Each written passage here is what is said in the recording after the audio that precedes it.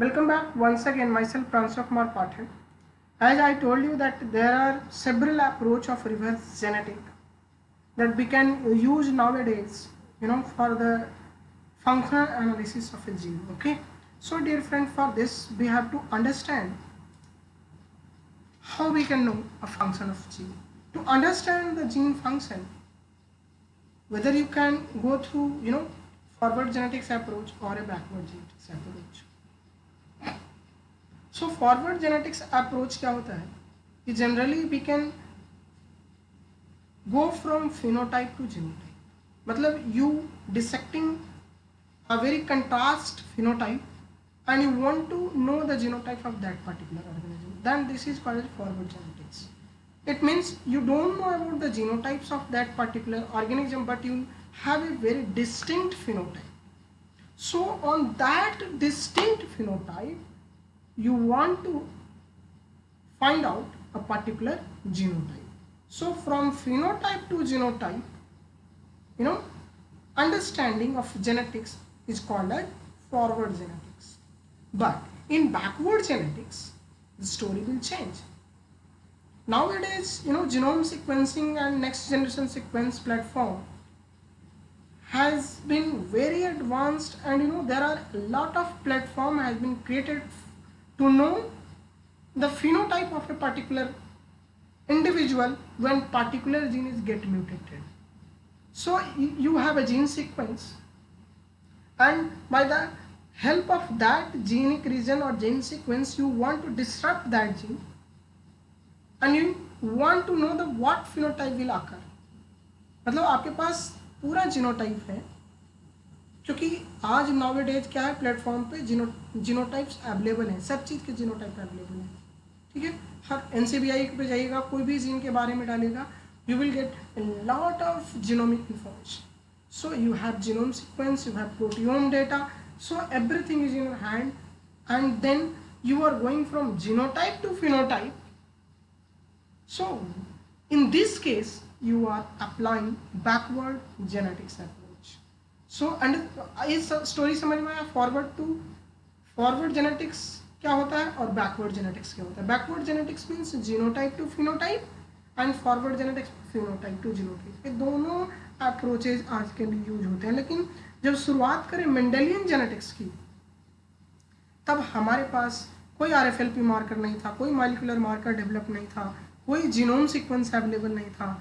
तो people are trying to dissect a particular phenotype, और on this stage people want to understand genotype also. बहुत सारे alternatives निकाले गए थे, बहुत सारे मेथड्स हैं.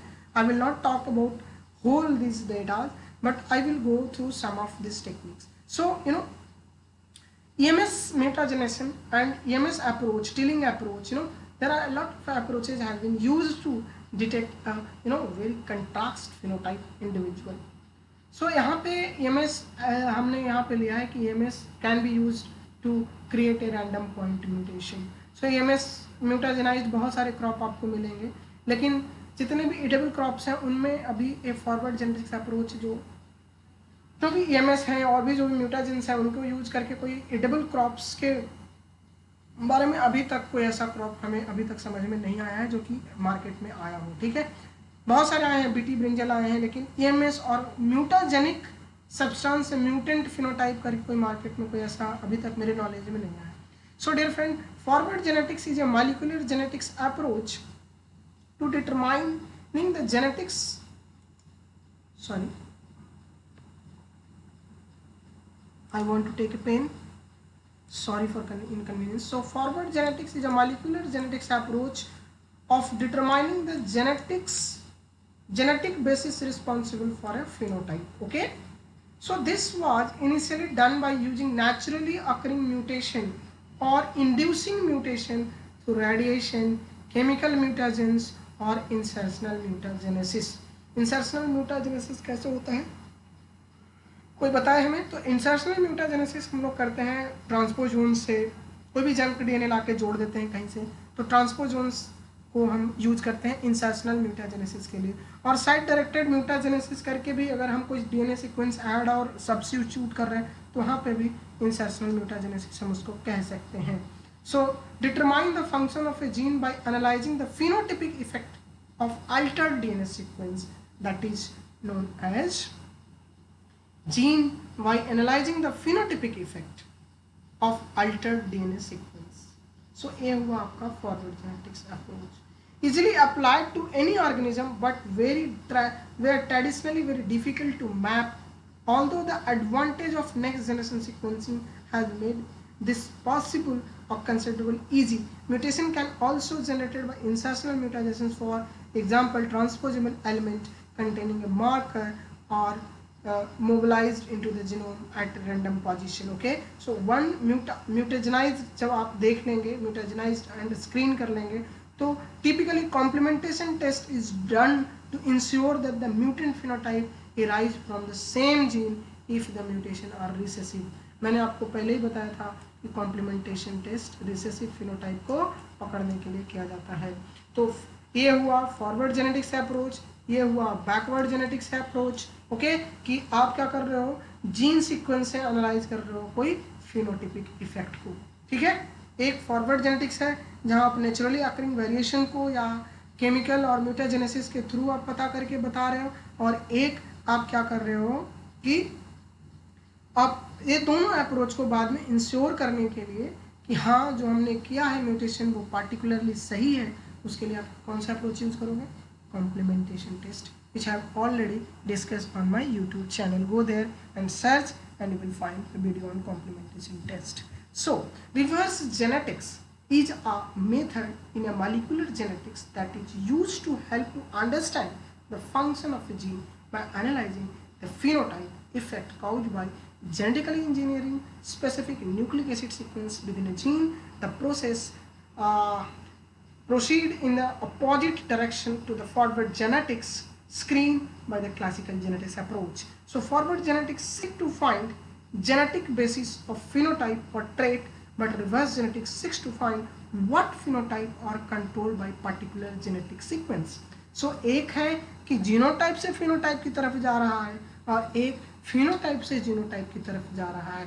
तो पहले जो हम लोग चले थे उसे फॉरवर्ड जेनेटिक्स माना गया कि फिनोटाइप के ट्रेट को पकड़ते हुए हम जेनेटिक कंपोजिशन जानने की कोशिश कर रहे हैं, और रिवर्स जेनेटिक्स अप्रोच में उल्टी बात हो रही है कि हमारे पास जेनेटिक कंपोजिशंस हैं और हम पर्टिकुलर फिनोटाइप को देखने की कोशिश कर रहे हैं. सो दोनों approach नाउ-a-days in molecular biology and genetic engineering very vigorously, both techniques are reverse and forward genetics approach is being used. Okay, so this slide is there. So since Mendel time, most geneticists have involved observing an interesting phenotype and tracking down the gene responsible for it, so that we proceed with from phenotype to genotype, that is called as forward genetics. So Mendel के work थे RFLP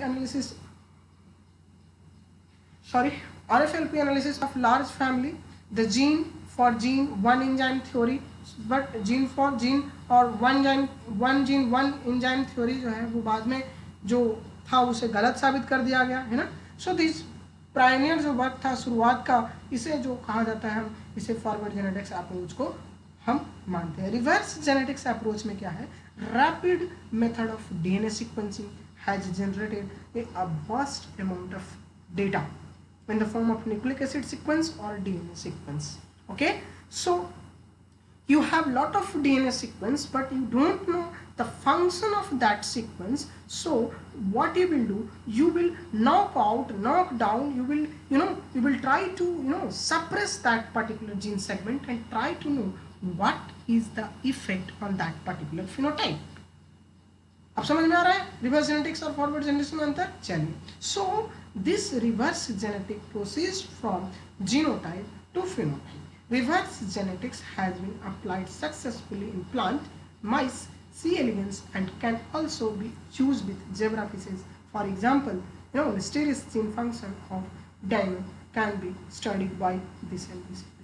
So आप knockdown कर सकते हैं, knockout कर सकते हैं, RNAi कर सकते हैं, बहुत तरह के अप्रोचेज आप रिवर्स जेनेटिक्स में आप अप्लाई कर सकते हो. सो आपको म्यूटेशन करना हो तो या तो स्पॉन्टेनियस जो नेचर में हो रहा है उसे आप कर सकते हो, है ना, या तो आप इंड्यूस म्यूटेशन कर सकते हो, तो फिजिकल म्यूटाजन लो या केमिकल म्यूटाजन लो, है ना, ये सारे म्यूटाजेनिक कंपाउंड्स हैं, उससे आप म्यूटेशन क्रिएट करो और उस म्यूटेशन को स्टडी करो। सो अगर आपसे पूछे what is mutation and what is mutagenesis, is a process by which we can create a sudden heritable change in a genetic composition of that particular organism that cannot be revert back. वो उसे हम वापस नहीं बदल सकते। So that caused by a genetic segregation or a genetic recombination but induced by maybe a chemical, physical or any biological agents. सो आप mutation create करोगे और आप उसको स्टडी करोगे। समझ में आई बात? तो थोड़ी बात कर लें कि chemical mutagenesis is there a potential to generate not only loss of function but also a gain of function phenotype if that mutation leads to modified protein activity और एफिनिटी लाइक ए टॉलरेंस और herbicide as like glyphosate. तो glyphosate जो कि आप सिक्मिक acid pathway अगर पढ़ेंगे तो वहाँ पे ग्लाइफोसेट का रोल है, क्योंकि ग्लाइफोसेट क्या करता है, ईपीएसपीएस एक एंजाइम है उसको जाकर के ब्लॉक करता है, तो ग्लाइफोसेट उसे जाकर के बाइंड कर लेता है। तो इस तरह से ये ग्लाइफोसेट को हम बीडी साइड की तरह उपयोग करते हैं। फिनाइल प्रोपनाइड पाथवे के ऊपर एक और पाथवे चलता है जिसे सिक्मिक एसिड पाथवे कहते हैं। तो सिक्मिक एसिड पाथवे को जैसे ही ब्लॉक करिएगा तो वहाँ पे आपको ग्लाइफोसेट का एक्शन आपको पता चलेगा। ठीक है, तो कहने का मतलब ये है कि लॉस ऑफ फंक्शन म्यूटेशन तो हम करते ही हैं म्यूटाजेंस के through, but some time it will show gain of function phenotype, कि जीन तो लॉस कर गया लेकिन फिनोटाइप और ड्रास्टिक आ गया, मतलब कि नॉर्मल वाइल्ड टाइप के कंपैरिजन में जो म्यूटेंट का फिनोटाइप है वो और भी ज़्यादा विगरस है, और भी ज़्यादा एडवांस्ड है। तो ऐसा आपको देखने को मिल सकता है। ठीक है, तो chemical mutagens likely to be used as a EMS, EMS बहुत ज़्यादा यूज होता है, और like gamma rays, physical mutagenesis जो होता है, गामा रेज को भी बहुत ज़्यादा उपयोग किया जाता है म्यूटेशन क्रिएट करने के लिए। ठीक है, तो अल्काइलेटिंग एजेंट्स क्या हैं और इन सबों से किस तरह का म्यूटेशन आता है, हो सकता है डीबीटी और सीएसआर में आपसे पूछे, तो इन सबों के बारे में आप थोड़ा पढ़ के ही जाइएगा। बेस एनालॉग्स क्या होते हैं, बेस एनालॉग्स के बारे में पढ़ लीजिएगा। ये भी पॉइंट म्यूटेशन क्रिएट करने में, सॉरी मुझे पता नहीं नींद बहुत आ रही है। बेस एनालॉग्स, तो बेस एनालॉग्स क्या करते हैं, वो भी एक तरह से डीएनए रेप्लिकेशन के टाइम पे इनकॉर्पोरेट होते हैं और म्यूटेशन क्रिएट कर सकते हैं। और बेस एनालॉग खास करके ट्रांजिशन और ट्रांसवर्सन क्रिएट करते हैं म्यूटेशन, जैसे 5 यूरासिल हो गया, 2 अमीनो प्यूरिन हो गया, मैलिक हाइड्रोजाइड हो गया। So this all are base analog and that can act as that can cause a mutation, permanent mutation in the genome. So as you can see here that what is the function और कैसे काम करता है, इनके बारे में आप अच्छे से और भी अच्छे से पढ़ के रखिएगा। ठीक है, चलिए तो आगे बढ़ते हैं। सारी चीज़ें डिस्कस हो गई हैं। टेक्निक जो हम लोग यूज करते हैं रिवर्स में, रिवर्स टेक्निक में साइड डायरेक्टेड म्यूटाजेनेसिस यूज करते हैं। तो side directed mutagenesis is sophisticated technique that can either change a regulatory region in a promoter of a gene or marker and a subtle change in in a codonic region in an open reading frame, or that case can generate a mutant protein or a truncated protein. So अगर protein truncate करना हो तो protein को तोड़ना हो बीच से, gene के जैसे कोई एक जीन है तो जीन क्या करेगा, एमआरएनए बनाएगा, एमआरएनए से प्रोटीन बनाएगा। तो what you did, you have you can insert A primer आपने बना करके उसमें इंसर्ट कर दिया और कुछ सीक्वेंस बीच में ऐड अप कर दिया ओपन रीडिंग फ्रेम में, प्रमोटर रीजन में। तो वहाँ पे प्रमोटर रीजन में बाइंड कर गया तो वहाँ पे आरएनए सही से नहीं बनेगा, आरएनए पॉलीमरेज सही से नहीं बाइंड करेगा, प्रोटीन बनने में भी प्रॉब्लम आ जाएगी। ठीक है, और अगर मान लिया जाए आप सीधे क्या कर रहे हो कि बीच जेनिक रीजन में कोई सीक्वेंस ला के आप ऐड अप कर दे रहे हो तो फ्रेम की शिफ्टिंग हो जाएगी। जब फ्रेम शिफ्ट कर जाएगा तो क्या प्रोटीन वही रह जाएगा, मात्र चला फ्रेम शिफ्ट करके बीच में यूजीए बन गया। तो यूजीए जब बीच में बन जाएगा, जरा सोचो जो मैं केस आपको बताने की कोशिश कर रहा कि यहाँ पे पूरा प्रोटीन था और बीच में यूजीए बन गया, तो यूजीए अगर इन बिटवीन आ गया तो क्या हो जाएगा, दैट प्रोटीन विल ट्रंकेट, वहीं से टूट गया और your function of that particular gene will destruct. तो ये रिवर्स जेनेटिक अप्रोच में हम लोग ऐसे भी साइड डायरेक्टेड म्यूटाजेनेसिस को भी यूज करते हैं। पोजिशनल क्लोनिंग, पोजिशनल क्लोनिंग हम ऑलरेडी डिस्कस कर चुके हैं और हमारे यूट्यूब चैनल पे प्रेजेंट है, तो आप वहाँ से जाकर के पोजिशनल क्लोनिंग के बारे में सीखिए। ठीक है, जीन टारगेट करना, तो जीन को टारगेट आप कैसे कर सकते हैं, तो you can create a knockout. So knockout का best knockout creation gene targeting के लिए जो बेस्ट अप्रोच है वो है आपका जाकर के CRISPR-Cas9। तो CRISPR-Cas9 technology is use to just disrupt double stranded DNA को कट कर देता है। तो आपका जीन के सीक्वेंस को डबल स्ट्रैंडेड बी से जाकर कट कर देगा और हटा देगा, ठीक है।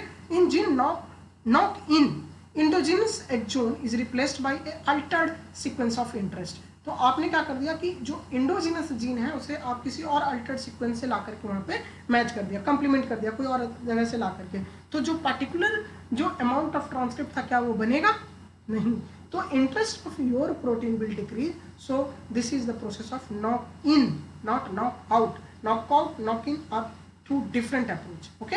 सो this might be the intel knock in, knock in करना है तो रिकॉम्बिनेज जो क्रिलॉक्स-पी सिस्टम है ये पढ़ लीजिएगा, बहुत इंपॉर्टेंट है CSR के लिए, DBT के लिए भी आपको उतना ही इंपॉर्टेंट है।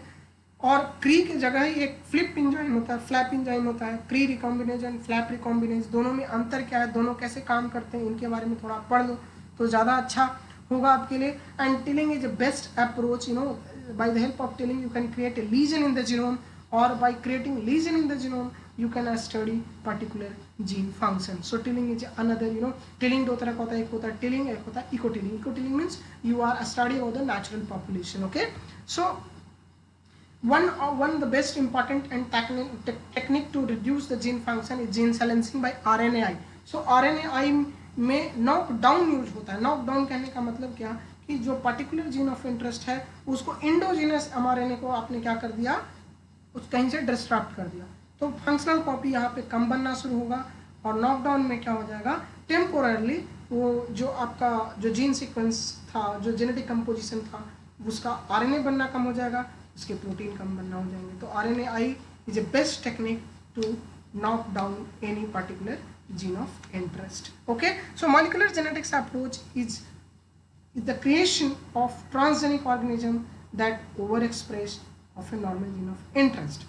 अब मॉलिक्यूलर जेनेटिक्स अप्रोच में अगर ट्रांसजेनिक ऑर्गेनिज्म बना रहे हो तो you can over express a gene.